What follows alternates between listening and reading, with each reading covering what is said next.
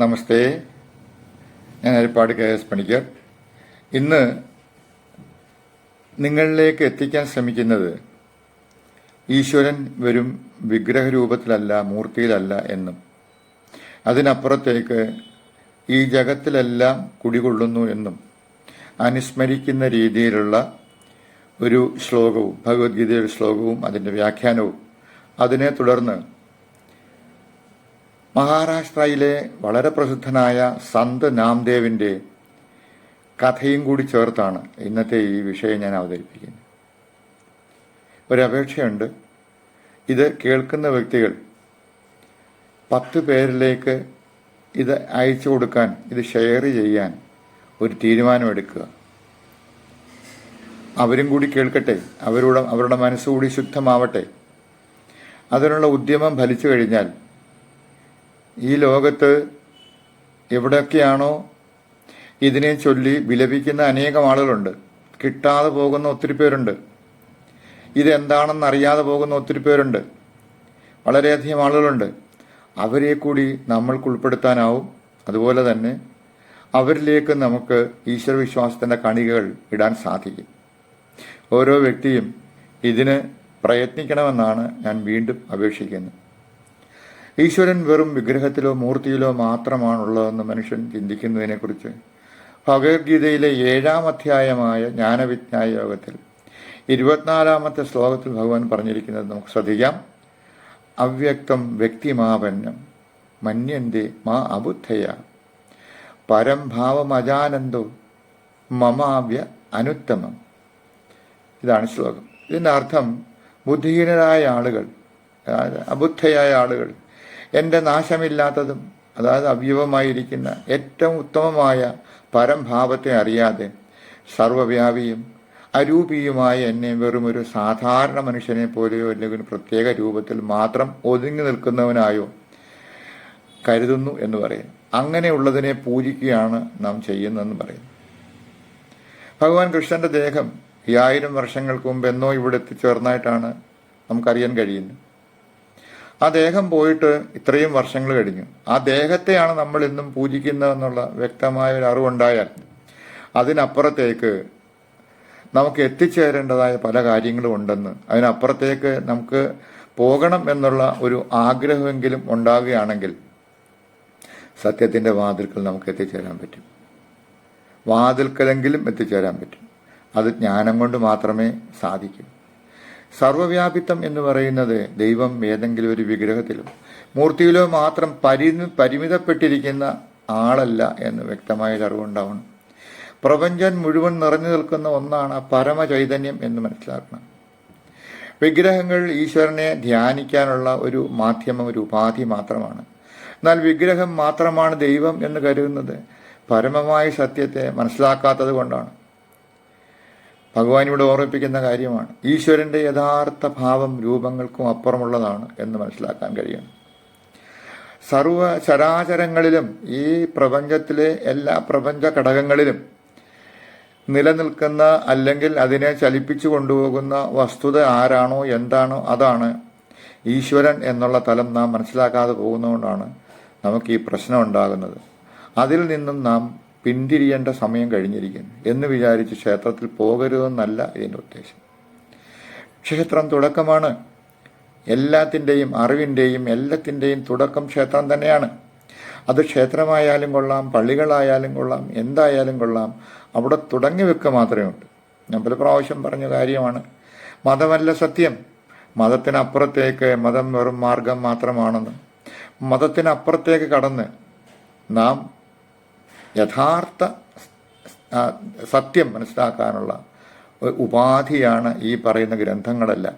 അന്ന് ജ്ഞാനികൾ എഴുതി വെച്ച ഈ ഗ്രന്ഥങ്ങളിൽ ഉൾക്കൊള്ളുന്ന എല്ലാം തന്നെ ജ്ഞാനമാണ്, അറിവാണ്. അത് മനസ്സിലാക്കാനുള്ള ഒരു കഴിവ് നമുക്ക് ഉണ്ടാക്കിയെടുക്കണം.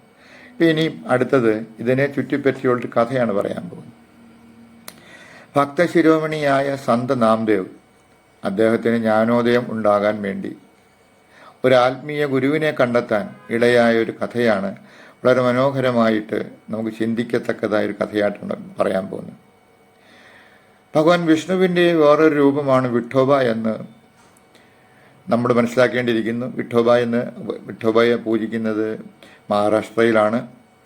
നാംദേവൻ്റെ ഏറ്റവും പ്രിയപ്പെട്ട ഒരു ദേവനായിരുന്നു വിഠോബ ദേവൻ. അദ്ദേഹത്തിൻ്റെ ലോകം മുഴുവൻ വിഠോബയിലായിരുന്നു. യഥാർത്ഥ ഭക്തി എന്നാൽ വിഗ്രഹാരാധനയിൽ മാത്രം ഒതുങ്ങുന്നതല്ലെന്നും ഈശ്വരൻ സർവ്വവ്യാപിയാണെന്ന് തിരിച്ചറിയുന്നതുമാണ് ജ്ഞാനമെന്നും നാംദേവനെ പഠിപ്പിക്കാൻ വിഠോബ തന്നെ ഒരു ലീലയൊരുക്കി. അതുമായിട്ട് ബന്ധപ്പെട്ടൊരു കഥയാണ് ഇന്ന് പറയാൻ പോകുന്നത്. യഥാർത്ഥ ഭക്തി എന്താണെന്ന് മനസ്സിലാക്കി കൊടുക്കുക എന്നുള്ളതാണ് വിഠോബ നാംദേവന്റെ കാര്യത്തിൽ ഉദ്ദേശിച്ചത്. ആരാധനയിൽ മാത്രം ഒതുങ്ങുന്നതല്ലെന്നും ഈശ്വരൻ സർവ്വവ്യാപിയാണെന്ന് തിരിച്ചറിയുന്നതാണ് ജ്ഞാനമെന്നും നാംദേവനെ പഠിപ്പിക്കാൻ വിഠോബ തന്നെ ലീലയൊരുക്കി എന്നാണ് പറയുന്നത്. ജ്ഞാനദേവന്റെ സദസ്സ്, അതായത് ജ്ഞാനദേവൻ എന്ന് പറഞ്ഞ ഒരു സന്തായിരുന്നു. അദ്ദേഹം വലിയൊരു ഉയർന്ന തലത്തിലുള്ളൊരു ജ്ഞാനിയായിരുന്നു. ഇവിടെ കഥയുടെ തലക്കെട്ടെന്ന് പറയുന്നത് ജ്ഞാനദേവന്റെ സദസ്സും കളിമൺ പാത്ര പരിശോധനയുമാണ്. ഒരിക്കൽ സന്ത് ജ്ഞാനദേവന്റെ നേതൃത്വത്തിൽ, അല്ല സന്തിന്റെ സംഘം നേതൃത്വത്തിൽ നിരവധി സന്യാസിമാരും ഭക്തരും ഒത്തുചേർന്ന് ഒരു സദസ്സ് നടന്നു. അവിടെ പ്രശസ്തനായ സന്ത് ഗോരാ കുംഭാർ, അതായത് കുശവനായിരുന്നു അദ്ദേഹം, അതുകൊണ്ടാണ് കുംഭാർ എന്ന് പറയുന്നത്, അദ്ദേഹം കൂടി ഉണ്ടായിരുന്നു. സദസ്സിലിരുന്ന ഭക്തർ ആരൊക്കെയാണ് എന്ന് നമുക്ക് മനസ്സിലാക്കി യഥാർത്ഥ ജ്ഞാനോദയം ഉണ്ടായതെന്ന് പരിശോധിക്കാൻ ജ്ഞാനദേവൻ ഗോരാ കുംഭാറിനോട് ആവശ്യപ്പെട്ടൊരു കഥയുണ്ട്, ഒരു കാര്യമുണ്ട്. തൻ്റെ കയ്യിലുള്ള തടി കൊണ്ടുള്ള തവി അല്ലെങ്കിൽ പാത്രങ്ങൾ പാകമായോ എന്ന് തട്ടി നോക്കുന്ന ഒരു ഉപകരണമുണ്ട്. അതുപയോഗിച്ച് ഗോരാ കുംഭാർ ഓരോരുത്തരുടെയും തലയിൽ തട്ടി നോക്കാൻ ആവശ്യപ്പെട്ടു ജ്ഞാനദേവൻ. അങ്ങനെ ഗോരാ കുംഭാർ ഓരോ വ്യക്തിയുടെയും തലയിൽ തട്ടി നോക്കാൻ തുടങ്ങി. കളിമൺ പാത്രങ്ങൾ വേവിച്ച് പാകമായോ എന്ന് നോക്കുന്നത് പോലെയായിരുന്നു ഇത്. എല്ലാ ഭക്തരും ശാന്തരായി അത് സ്വീകരിച്ചു. എന്നാൽ നാംദേവന്റെ അടുത്തെത്തിയപ്പോൾ അദ്ദേഹം കോപിച്ചുകൊണ്ട് പറഞ്ഞു, ഞാൻ വിഠോബയുടെ അരുമയായ ഭക്തനാണ്, എന്നെയാണോ നീ പരിശോധിക്കുന്നത്? അപ്പം അദ്ദേഹത്തിൽ എന്തുണ്ടായി? അഹങ്കാരത്തിന്റെ കണികകൾ ഉദിച്ചു പൊങ്ങി. അപ്പോൾ അതുകൊണ്ട് അദ്ദേഹത്തിൽ നിന്നുണ്ടായ വാക്കുകൾ, ഞാൻ വിഠോബയുടെ ഏറ്റവും അരുമയായ ഏറ്റവും അടുത്ത ഭക്തനാണ്, നീ എന്നെ എന്തുകൊണ്ട് പരിശോധിക്കുന്നു എന്നുള്ളത്. ഇതുകൊണ്ട് ഗോരാ കുംഭാർ എന്ന് പറയുന്ന ജ്ഞാനി പറഞ്ഞു, ഈ പാത്രം ഇനിയും വേവാനുണ്ട്, ഇത് പച്ചമണ്ണാണ്. അതായത് നാംദേവന് ഭക്തിയുണ്ടെങ്കിലും അഹംഭാവം മാറിയിട്ടില്ലെന്നും യഥാർത്ഥ ജ്ഞാനം ഉണ്ടായിട്ടില്ലെന്നും അദ്ദേഹം ചൂണ്ടിക്കാണിച്ചു. നാംദേവ് ഇത് കേട്ടതിന് ശേഷം അദ്ദേഹത്തിനുണ്ടായ വികാരം നമുക്ക് മനസ്സിലാക്കാൻ പറ്റുന്നതേ ഉള്ളൂ. ഏതൊരു വ്യക്തിയാണോ ശ്രീരാമകൃഷ്ണ പരമഹംസന്റെ കൂട്ട് ദേവിയെ പ്രസാദിപ്പിച്ച് വാർത്താലാപം ചെയ്യുന്നതും അദ്ദേഹം ഉണ്ടാക്കിയ ഭക്ഷണം അല്ലെങ്കിൽ പ്രസാദം ദേവിക്ക് അർപ്പണം ചെയ്യുമ്പോൾ ദേവി അതിൽ പ്രസാദിക്കുന്നതൊക്കെ അദ്ദേഹത്തിൻ്റെ കഥകളിൽ നമുക്ക് കേൾക്കാൻ പറ്റുന്നുണ്ട്. അതുപോലെ തന്നെ ജ്ഞാനദേവനും പ്രത്യക്ഷത്തിൽ വിഠോബയെ കണ്ട വ്യക്തിയാണ്. അപ്പം നാംദേവ് എന്ത് ചെയ്തു? പെട്ടെന്ന് ഓടി അടുത്തുള്ള ക്ഷേത്രത്തിലേക്ക് ഓടി ചെല്ലുക ചെയ്യുന്നത്. എന്നിട്ട് ആ മൂർത്തിയുടെ മുമ്പിലിരുന്ന്, വിഠോബയുടെ മുമ്പിലിരുന്ന് അദ്ദേഹം പ്രാർത്ഥിക്കാൻ തുടങ്ങി. പെട്ടെന്ന് അദ്ദേഹം ധ്യാനത്തിലേക്ക് പോയപ്പോൾ വിഠോ പ്രത്യക്ഷപ്പെടുക എന്നുള്ളതിനെക്കുറിച്ച് ഞാൻ വേറെ ഒരു വീഡിയോ നേരത്തെ ഇട്ടിട്ടുണ്ട്, അത് കേട്ടാൽ മതി. പ്രത്യക്ഷപ്പെടുത്താൻ സാധിക്കും. പ്രത്യക്ഷപ്പെടുന്നതെല്ലാം അപ്രത്യക്ഷമാകുകയും ചെയ്തു. നാംദേവ് അറിയാൻ തുടങ്ങി. അപ്പോൾ അദ്ദേഹത്തിന്റെ സങ്കടവും ഇവിടെ വിഠോബയുടെ ഉപദേശമാണ് നമ്മൾ കാണാൻ പോകുന്നത്. സദസ്സിൽ വെച്ച് അപമാനിതനായ നാമദേവൻ കരഞ്ഞുകൊണ്ട് പണ്ഡർപൂരിലെ വിഠോബയുടെ വിഗ്രഹത്തിന് മുന്നിലെത്തി പരാതി പറഞ്ഞു. എന്നാൽ വിഠോബ അദ്ദേഹത്തെ ആശ്വസിപ്പിക്കുന്നതിന് പകരം ഒരു സത്യം മനസ്സിലാക്കി കൊടുത്തു. നാംദേവ, ഗോരാ കുംഭാർ പറഞ്ഞത് ശരിയാണ്, നീ എന്നെ ഈ വിഗ്രഹത്തിൽ മാത്രമാണ് കാണുന്നത്. ഞാൻ പ്രപഞ്ചം മുഴുവൻ നിറഞ്ഞു നിൽക്കുന്നവനാണെന്ന് നീ അറിയുന്നില്ല. നിനക്ക് ഒരു ഗുരുവിൻ്റെ ആവശ്യമുണ്ട്. നീ ഉടനടി വിശോഭ ഖേച്ചർ എന്ന മഹാനെ ചെന്ന് കണ്ട് വിശ്വാസം സ്വീകരിക്കാൻ പറഞ്ഞു. വളരെ പ്രധാനപ്പെട്ട ഒരു സംഭവമാണിത്. അറിയില്ല നിങ്ങളിത് പഠിച്ചിട്ടുണ്ടോ എന്ന് എനിക്കറിയില്ല.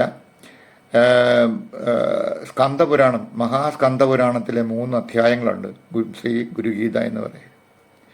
അതിൽ ഭഗവാൻ ശിവൻ എപ്പോഴും ധ്യാനത്തിൽ മുടിയിരിക്കുന്നത് കണ്ട് ദേവി പാർവതി ചോദിച്ചതായിട്ടാണ് കഥ പറയുന്നത്. ദേവി പാർവതി ചോദിച്ചു, ഭഗവാനെ, അങ്ങ് ആരാധ്യനായ ദേവാദിദേവനാണ്, പക്ഷേ അങ്ങ് എപ്പോഴും കണ്ണടച്ചിരുന്ന് പ്രാർത്ഥിക്കുന്നത് ആരെയാണ്?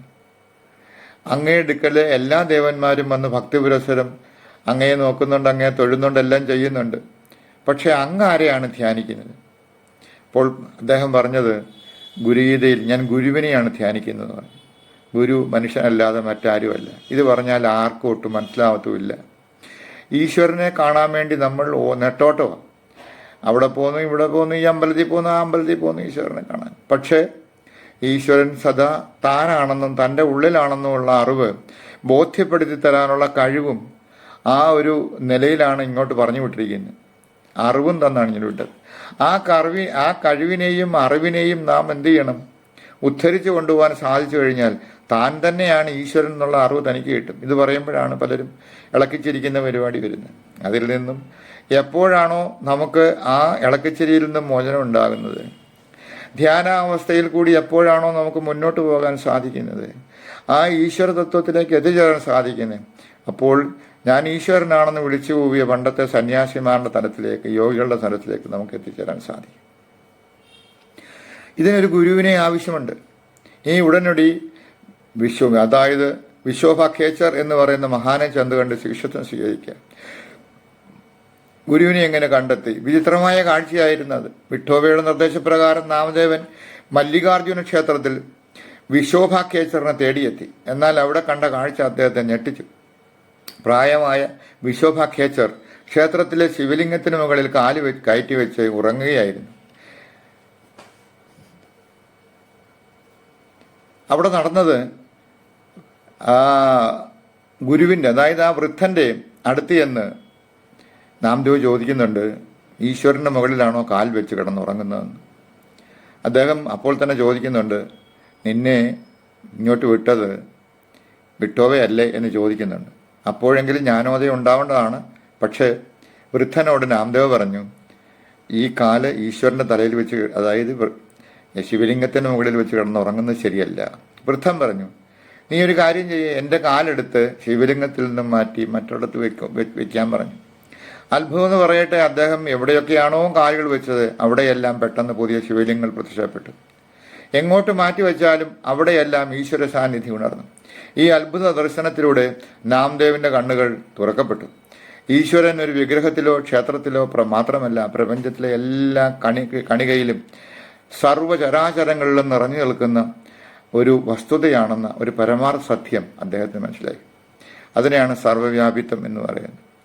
തൻ്റെ അഹംഭാവം തകർത്ത ആ വൃദ്ധൻ സാധാരണക്കാരനല്ലെന്നും വിഠോബ പറഞ്ഞ യഥാർത്ഥ ഗുരുവാണെന്നും നാമദേവൻ മനസ്സിലാക്കി. അദ്ദേഹം വിശ്വഭാഖ്യേച്ചറിൻ്റെ പാദങ്ങളിൽ വീണ് മാപ്പപേക്ഷിക്കുകയും അദ്ദേഹത്തെ തൻ്റെ ഗുരുവായി സ്വീകരിക്കുകയും ചെയ്യും.